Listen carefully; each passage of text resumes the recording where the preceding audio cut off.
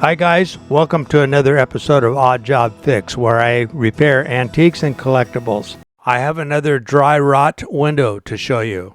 The bad wood is here, and the first thing we're going to do is we're going to treat that with the BoraCare. And down in here, and again, similar to the other window, there's a little bit of damage in this corner here, and then I noticed that there's a small soft spot right up in here. So I'm going to prepare this for soaking with the BoraCare, which is always my first step to kill the fungus. The fungus is of course going to have traveled up into this part of the window, and that will be rotten next, but we're going to stop that, and then we'll go ahead and consolidate the wood, and then we'll apply the putty and shape this.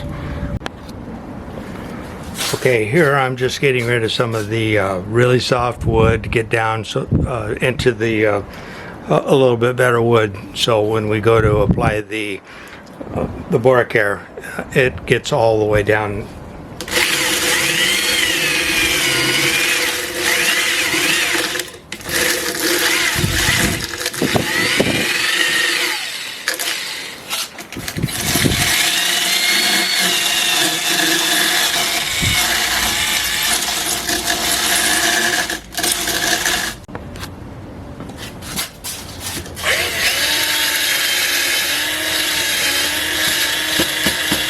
Pretty good in there.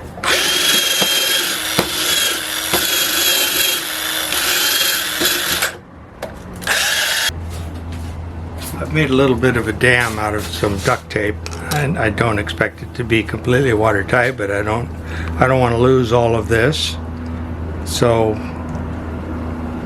this is BoraCare mixed with boiling water, 5-to-1.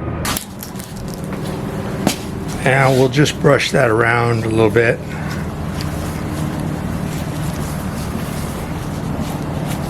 Give it every opportunity we can to get as far into the fibers as possible.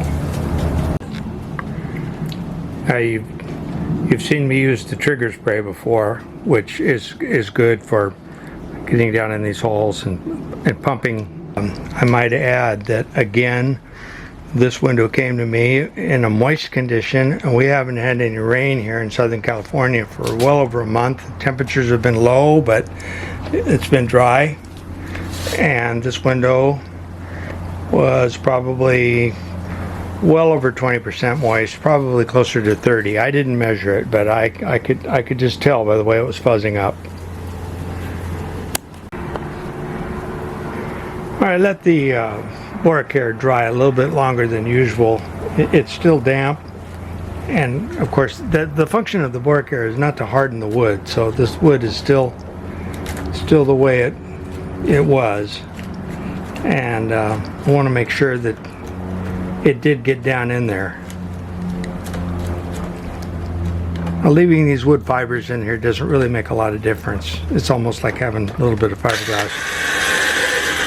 Well, fiberglass reinforcement. I want to make sure that our next step, which is the Liquid L primer, and I'm just going to pour this right out of the bottle, and I didn't change the tape. It seemed to work pretty well, and the idea is not to fill this up. We'll do that with the putty. We just need to wet this out. I'll brush that around a little bit. No need for it to run out onto the ground, but there's every need for it to get distributed completely into all the fibers.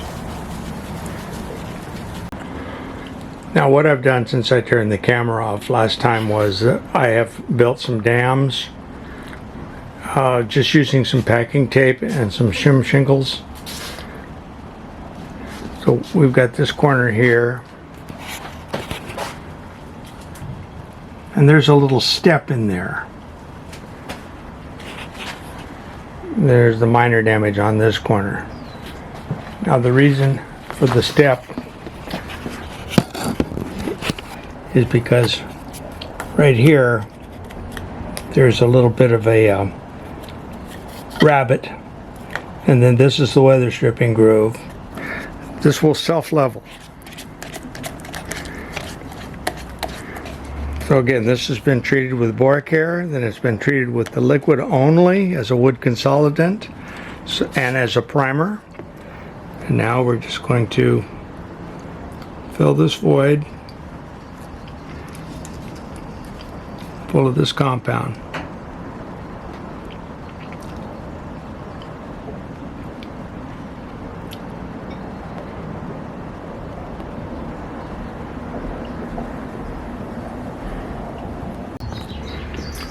Well, I've barely had enough time to wash out my tools, my bucket, and I'm going to start removing some of these clamps. This one wasn't that necessary.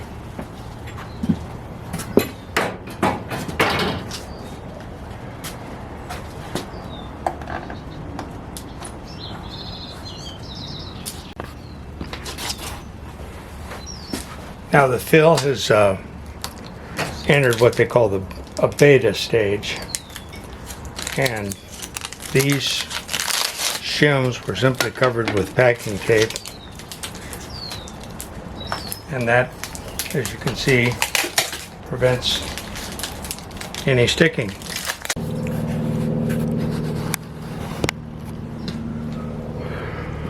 Now in this beta stage, the corners are a little bit fragile. It's very easily tooled, so there's no reason to do this prematurely. You wait until there's a little bit of strength, and I'm just showing you how easy it is to scrape it.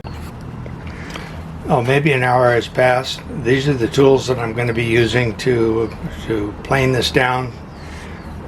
I've got a Vixen file here and a Sureform and a wire brush, because this stuff will really load up either one of these files. So to rough this out, just use the Sureform.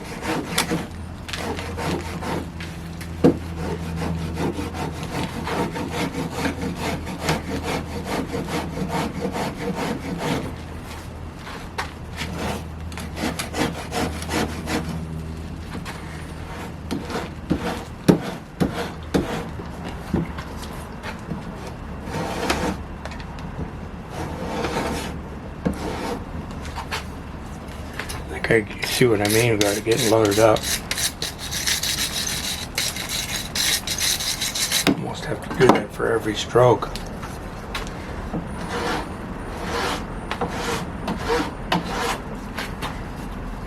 It's still a little green, which makes it easy to do.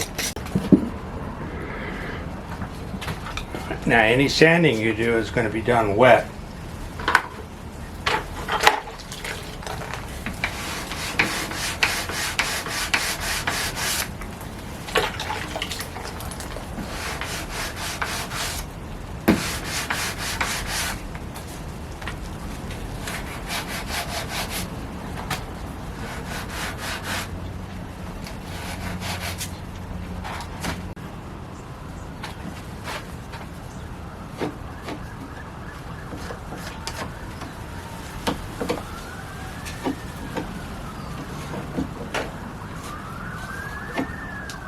Well, I just put on a smoothing coat and fouled it a little bit, so the final step is some wet sanding.